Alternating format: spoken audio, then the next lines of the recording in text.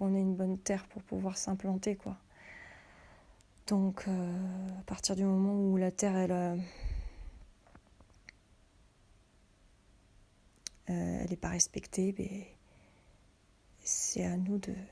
C'est comme si la terre est capturée, en fait. Elle est capturée, elle est emprisonnée, elle est en train de mourir.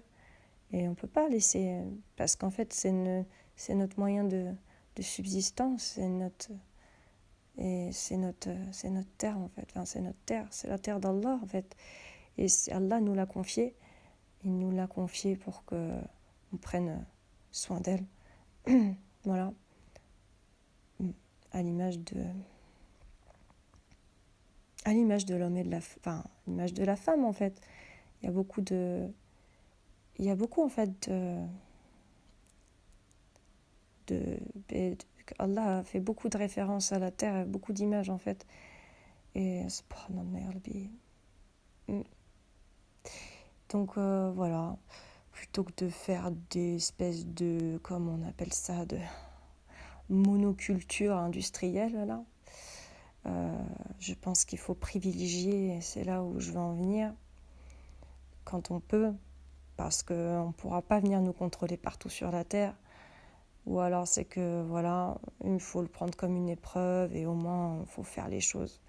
Il faut faire les choses et il ne faut pas avoir peur de se faire revoler notre terre et revoler une terre, revoler notre bout de terre. Il ne faut pas hésiter à planter les arbres parce que peut-être que même si on nous vire d'une terre, eh bien, peut-être que les arbres ils pousseront, Inch'Allah, et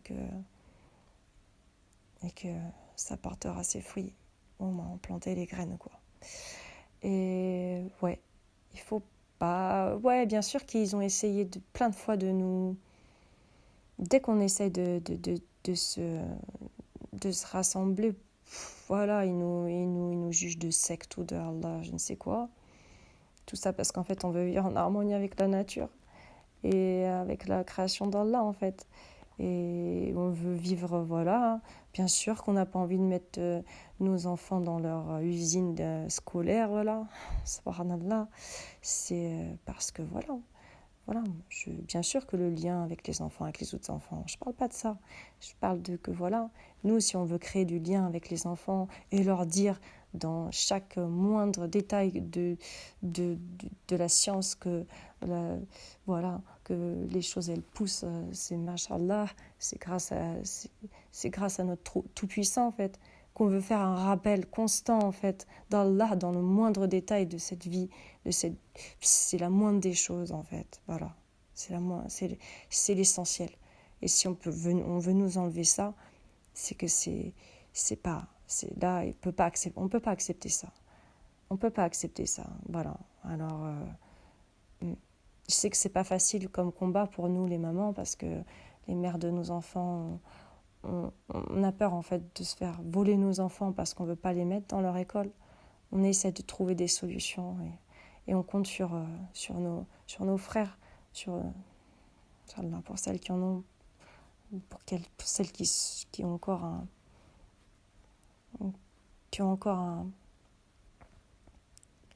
un homme à leur côté, ben, il faut les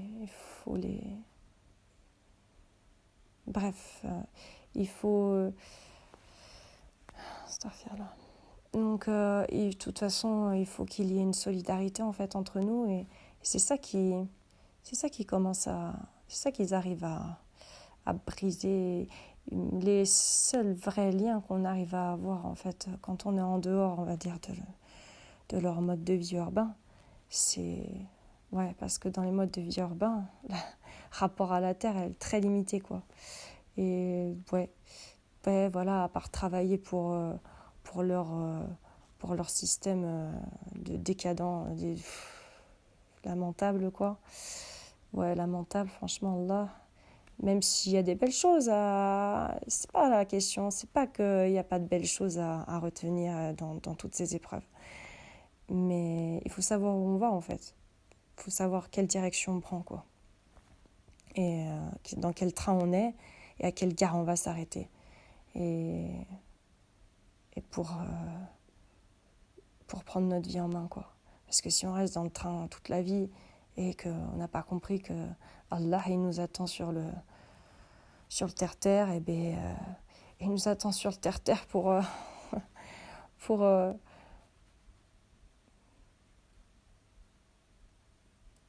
que pour qu'on soit en fait, pour qu'on soit conscient en fait, qu'on soit cohérent en fait, cohérent avec ce qu'Allah il attend de nous. Parce que si on commence à s'endormir dans le train, voilà, faut savoir que le train il n'a pas de conducteur, là, leur train dégénéré, il n'a pas de conducteur. Là, il faut comprendre en fait que Allah il a mis tout là, à notre disposition, et même pour pousser l'image. Et même si je vais certainement m'attirer les critiques, les foudres de certains, ou certaines, enfin bref, et que c'est dur en fait de se dire ça, de se dire mais comment je fais quand t'es pris dans un quotidien, t'es pris dans le filet, et que les trous sont trop petits pour pouvoir t'en sortir, à part te couper en 1000 morceaux. C'est vrai que c'est voilà, mais en fait il faut comprendre, il faut envisager une sortie, il faut dans sa tête se dire mais non là c'est plus possible quoi, là c'est plus possible, il faut attendre l'engloutissement. Je sais qu'il y en a beaucoup qui pensent que l'engloutissement il sera voilà, ça va attendre certains événements pour se plier à certains ordres. L'engloutissement de l'armée, en fait, du mal, elle peut se faire petit à petit, elle peut se faire si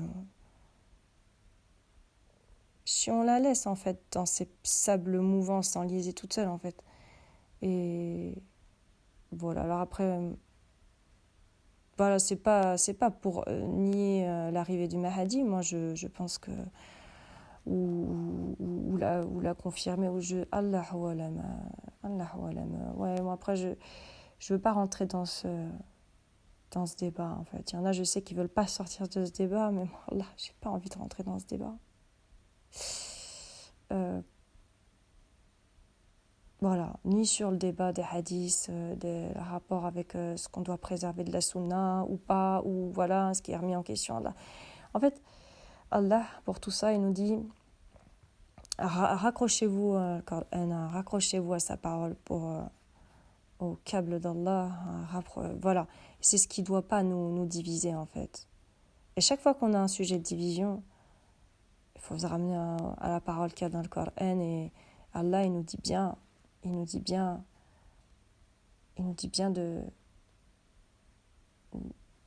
en fait de s'accrocher à sa parole, parce que c'est la seule qu'on sait qu'on ne peut pas toucher, elle est intouchable.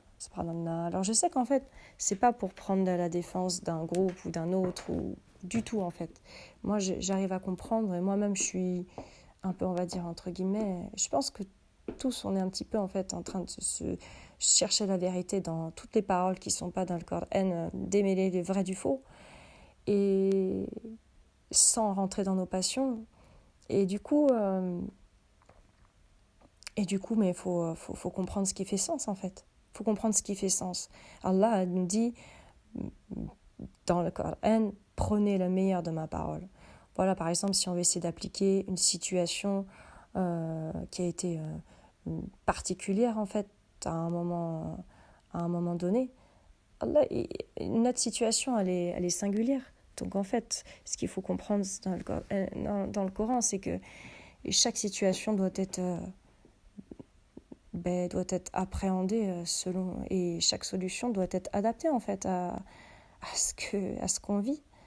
Voilà, il n'y a pas comment dire, même en fait s'il y a des choses constantes qui doivent perdurer en fait, c'est comme comment dire, il faut que ce soit comme adapté au contexte en fait. Même rien que la notion de justice en fait et d'équité, c'est le principe de s'adapter en fait, s'adapter à qui, quoi, qu'est-ce qu'on a en face de nous. Voilà, en fait, la justice, Et c'est justement, c'est ça en fait. C'est... Ouais. Mais préserver la justice, c'est ça aussi en fait. Préserver ce qu'il y a à préserver, c'est ça.